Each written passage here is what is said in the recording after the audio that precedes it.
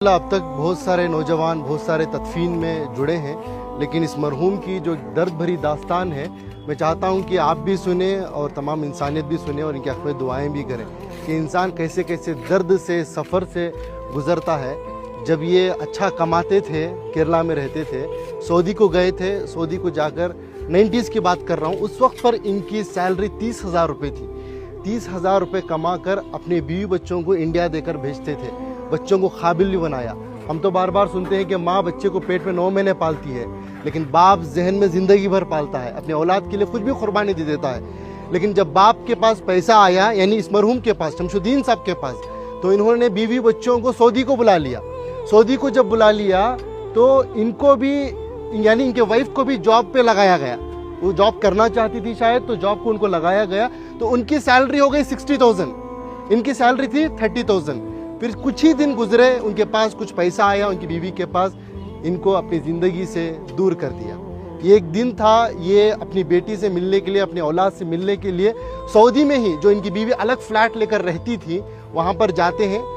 बाप अपनी बेटी की मोहब्बत में एंट्री लेता है, जाता है, बेटी दरवाज़ा खोलती है, बेटी बाप को देखती है, जैसे ही बाप को देखती है एकदम से दरवाजे को मूछ देती है।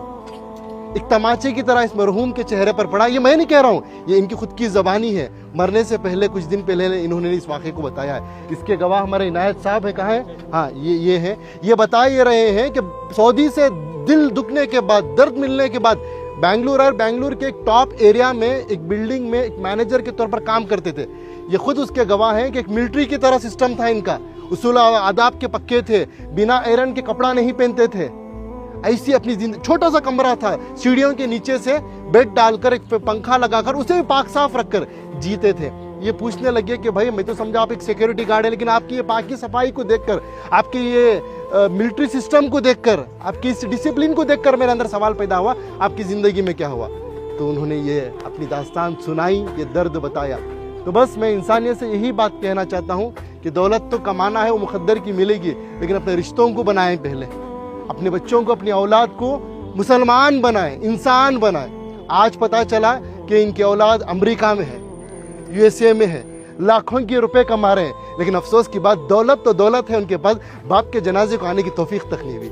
ये अल्लाह का करम है कि अल्लाह ने मुझे और आपको चुना है। मैं और आप आए नहीं यहाँ पर, अल्लाह हमें भेजा है, अल्लाह ने हमें ये तौफीक दी है, तब जाकर इस कब्रस्तान में आए हैं, इस मरहूम के जनाजे में शिरकत कर रहे हैं। इस मरहूम की नसीब देखिए, आज मस्जिद में नमाज़े के जनाजा अदा हुई। इनाम भाई, बड़ा मजमा था, मस्जिद के इमाम साहब, एक आलिम दीन ने इनका जनाजे की नमाज़ पढ़ाई, और तमाम अल्लाह के नेक बंदे मिलकर आकर आज तदफीन के लिए जुड़े।